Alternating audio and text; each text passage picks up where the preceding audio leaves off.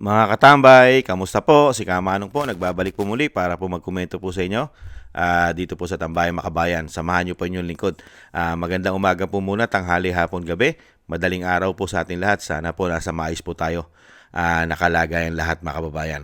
Ito po mga tambay, panuorin po natin at komentuhan po natin ang nagaganap po at kaganapan po sa ating mga kababayan na nagrarally na po at nagpoprotesta sa iba't ibang lugar po sa ating bansa mga tambay. Katulad po rito sa EDSA, nandun po sila ka Eric at syempre meron din po sa Kongreso at pati po ang mga makakaangang grupo po na sumusuporta sa grupong CPP, NP, NDF, lalong-lalo po ang mga sinasabing kabataan mga tambay ay sa mga eskwelahan tulad ng UP ay nagpahayag din po ng protesta mga katambay. Unahin po natin sila ka Eric sa EDSA mga kabayan ang nangyayari po doon.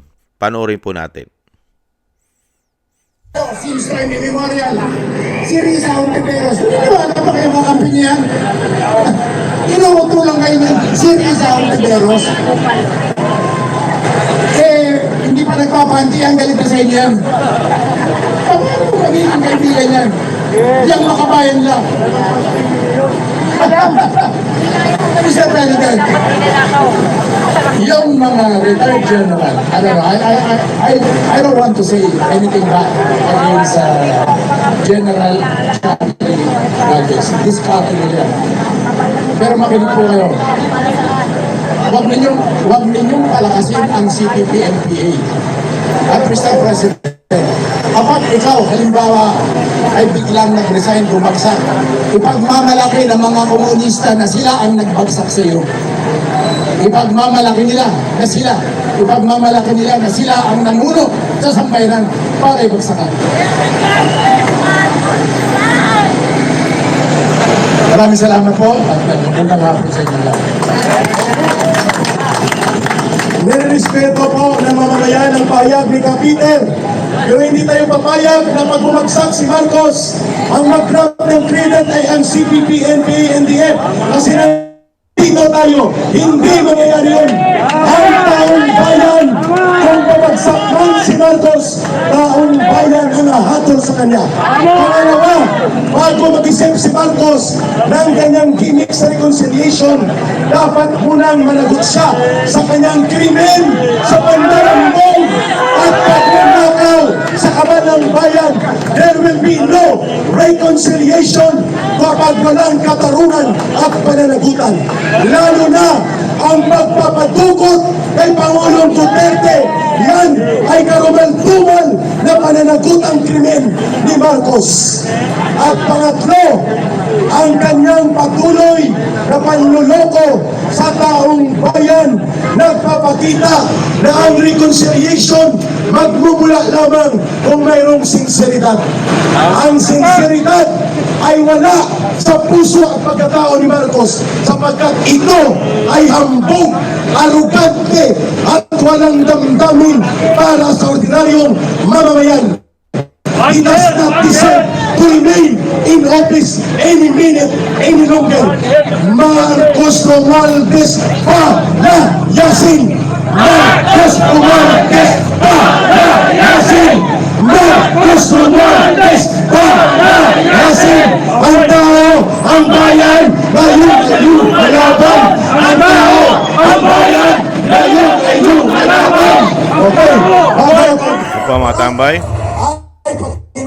Panuorin naman po natin mga tambay ang ginawa naman po ng mga sumusuporta at sinasabi mga kabataan kung paano po sila tumuliksa mga tambay. Tingnan po natin ang kaganapan.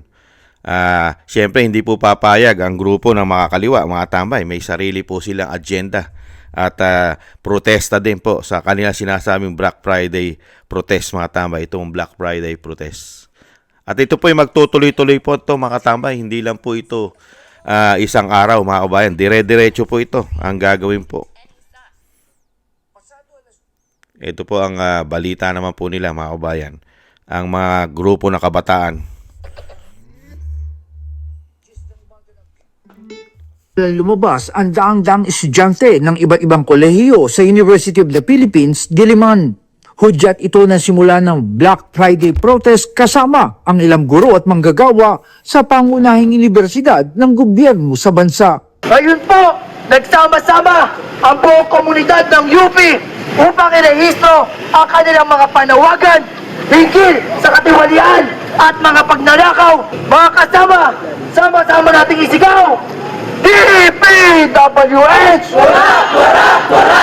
Nagmarcha mula sa iba't ibang kolehiyo na universidad ang mga estudyante bago nagtipon-tipon sa harapan ng Palma Hall sa pangunguna ni UP Diliman Central Student Council Chairman Joaquin Buenaflor. Continuous naman po ang pagpapanawagan ng mga scholar ng bayan para panagutin ang lahat ng korap, panagutin ang lahat ng tiwali sa gobyerno. Pero ito po, makikita natin na na manifestation ng collective agitation ng mga scholar ng bayan na somehow na-inspire sila doon sa mga nasabing pagkilo sa Indonesia, sa Nepal. Pero this is a manifestation na galit ang mga scholar ng bayan dahil bukod sa korupsyon ay malala rin po ang pagkupot sa pondo sa edukasyon. Sa mga nabunyag na anomalya sa mga proyektong pampubliko, sinabi pa ni Buenaflor na napatunayan na dito sa Pilipinas, korupsyon ang pinupondohan at hindi ang edukasyon. Makita natin kung ano yung priority ng estado natin, no, na mangurap habang binabansot yung mga basic services sa mga mamamayan, yung edukasyon, yung healthcare at iba pa po. Ibinuking nito na maging ilang ginagawang gusali sa universidad ay may mga proyekto ang kumpanya na mag-asawang Curly at Sara Diskaya sa pamamagitan ng DPWH. At tulad ng perwisyong idinulot ng nabunyag ng mga maanumalyang flood control projects, sinabi ni Buenaflor na ilang taon na nagtitiis ang mga estudyante at mga tagapagturo sa mga proyekto ng DPWH sa UP Diliman. Hindi po ligtas ang UP Diliman, ang UP system sa pangungurap. Actually, sa hearing po sa Senate, lumabas po na yung CAL Faculty Center at yung CAL Newer Building na 8 years na po yata na hindi natatayo, hindi binubuksan, ay dahil under din siya sa mga diskaya, under din siya sa DPWH, kagaya na lamang po ng main building ng Abelardo Hall na mga protest center po natin ngayong araw. Doon po bad trip ang mga scholar ng bayan dahil patuloy pong kinukupot yung mga batayang serbisyo sa edukasyon. Ang tinukoy ng leader estudyante na halos isang dekada ng ginagawa ng kumpanya ng mga diskaya ay ang College of Arts and Letters Newer Building at College of Arts and Letters. Ang pinoprotesta po ng mga grupo ng kabataan ay ang DPWH at ang mga diskaya, mga tambay. Yan po ang number 1 nilang pinoprotesta. Hindi po ang pamahalaan sa pamumuno po ng Pangulo, mga tambay. Ibang klase po. Wala po. Talagang nakita nyo po, systematic din po ang mga grupo na ito. Ito pong sumusuporta. At ito po ay hawak ng mga makakaliwa po ito, mga tambay. At ito naman po ang nangyari sa Kongreso. Sa isang binabato po. Ito po isang rally naman po, mga tambay. Ay binabato ang pagmumukha naman po ng Pangulo, mga tambay. Binabato ng itlog yata. Bakit na yung baskil ko?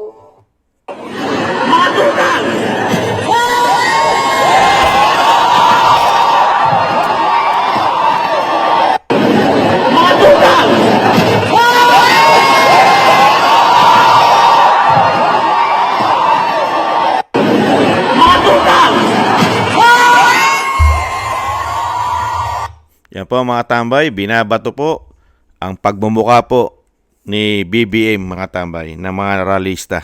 At karamihan din po dyan, mga tambay, ay may mga kabataan din naman po, mga kababayan. Nakita po natin ang parte ng kung ang mga lumabas po sa ating mga lumabas po sa lansangan. Siyempre po, nakita po natin yung mga nagrarally kung ano-ano pong agenda ang dala-dala nila. Hindi po ba? Hindi po katulad nung dala-dala po ng grupo nila ka Eric. Talagang tinutukoy po talaga doon yung ugat mismo at pinagmulan ng ganitong sistema, korupsyon sa ating bansa. At halos lahat ng problema ay binabanggit po at binabatikos at kailangan na pong wakasan yung doon po sa sinasabit grupo po na mga kababayan natin na nasa EDSA. Hindi po ba? Yung ginawa po ni BBM, nakawalang hiyaan umano, na ginawa po ng kanyang pinsan. Grabe po sa pera at lalong-lalo po yung ginawa kay dating Pangulong Duterte. Grabe po ang ginawa nila kay dating Pangulong Duterte, mga kababayan. Alam naman po natin lahat yon ang ginawa nila kay dating Pangulong Duterte. Kaya po dito po mga tambay, sana magtuloy-tuloy po ito, magpatuloy, hindi lang po ito isang araw at ito po ay magpapatuloy po sana, dire-diretso po ito mga kababayan hanggang makamit po ang katarungan at maibalik po sa ayos ang ating gobyerno. Katulad po nung nangyari sa panahon po ni dating Pangulong Duterte. Napakaganda na po ng sistema ng gobyerno nung panahon ni dating Pangulong Duterte. Kontrolado na po lahat. Pati po ang ating ekonomiya. Humina lang nung panahon ni dating Pangulong Duterte dahil po nagkaroon tayo ng pandemya. Kung wala tayong pandemya noon, dire-diretso na po talaga yun eh. Kaya nga lang po mga kabayan, hindi po natin kasi ini-expect yung sinasabing continuity. I-continue po yun nila yung nasimula ni dating Pangulong Duterte, di ba? Yung sinasabi nga po nila na ididiretso nila, i-continue na nila talaga nila yan. Kaya lang po hindi po nangyari eh. Napakalungkot po ng pangyayari dahil po iba ang utak ng pumalit. Ang utak ng pumalit ay magpayaman pala na magpayaman sa pera ng bayan. Kaya po naging ang tinutukan po nila hindi po paunlarin ng ating bansa, kung hindi magnakaw ang mga demonyong magnanakaw na politiko sa ating bansa. Kaya nakita po natin ngayon yung hindi po porkit na sila'y nagrarally mga tambay. Yung iba po diyan ay scripted. Meron pong rallying scripted mga tambay. Katulad po ng rally ng nasa UP. Yung UP Diliman, iba po ang purpose nila roon. Ang purpose lang po nila doon ay talagang kinukundina nila yung ginawa ng mga Diskaya at syempre ng DPWH. Pero ayaw nilang kundinahin yung ginawa po ng pera ng taong bayan. Doon po nagmula ang mga pera na binabudget natin sa Kongreso. At syempre po, yung pananagutan, accountability ng Pangulo. Yan po ang napakahirap dito po sa grupo ng mga kabataan, lalong-lalo po sa UP, mga kababayan. Alam naman po natin yan kung kaninong grupo yan. At syempre, yan po ay may sinusunod pong script yan. Kung sino lang po ang kailangan nilang tuliksain. Hindi po ba? At hindi po ba kayo nagtataka? Wala rin pong lumabas, mga tambay. Wala pong lumabas na yung nangyayari po na napakahabang panahon na lumalabas po ang mga madre, mga pare, taong simbahan. Wala po tayong nakita na ganyan, mga kabayan. Ang nakita lang natin yung nagmamahal halos. Hindi naman po lahat. Yung iba po agenda ng mga kabataan na yan eh. Iba po tutumbukin yan, mga kababayan. Hindi po katulad nung talagang totoo na katulad ng ginawa nila ka Eric at marami pa po yan. At hindi lang po sa NCR yan, mga tambay. Marami po yan. Check naman po na nangyayari din po yan sa Mindanao. Meron din po tayong mga kababayan nagpoprotesta. Siyempre po sa Mindanao at hindi rin po mawawalan yan sa Bisaya. Luzon, Bisaya, Mindanao po yan. Na talagang yung sama ng loob ng mga Pilipino sa binigay po sa atin ng mahigit 3 taon na nilagay lang po tayo unang-una sa kahirapan, pagnanakaw, sobrang pamumulitika. At siyempre po kahihiyan ang inabot natin sa labas ng bansa. Kahiya-hiya po tayo sa buong mundo, mga kababayan, na ganitong klase lang po meron ang ating bansa na mga lingkod bayan na sinasabi.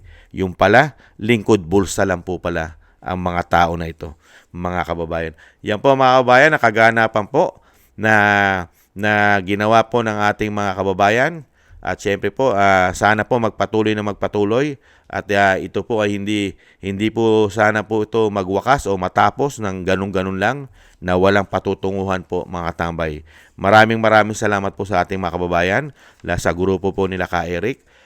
Mabuhay po kayo at sana po ay dumami pa ng dumami ang mga Pilipino na susuporta po para sa pagbabago, mga kababayan. Maraming salamat po sa inyong lahat. At syempre po, mabuhay po kayo. At kasama po kayo sa aming mga panalangin na kayo po'y maingatan. mga kababayan. Muli po mga tambay, thank you po at salamat po sa inyo pong lahat at makiisa po tayo at sumuporta sa nangyayari po, lalo-lalo po sa ating pagbabago po sa ating bansa. Napaka-importante po yun na wag na po magpatuloy ang sistema na ginagawa po nila sa ating bansa para naman po makaranas naman po tayo ng konting-konti, kahit konting ginhawa mga kababayan. Muli po, thank you po sa nagusto po ng ating Tambayang Makabayan sa YouTube at TikTok. At ganun din po sa ating mga subscribers. Maraming salamat po sa inyo. Mabuhay po kayo. At sa patuloy po nagsusubscribe, thank you po mga kababayan. At sa mga nagbibigay po ng tulong at biyaya, maraming salamat po sa inyo lahat.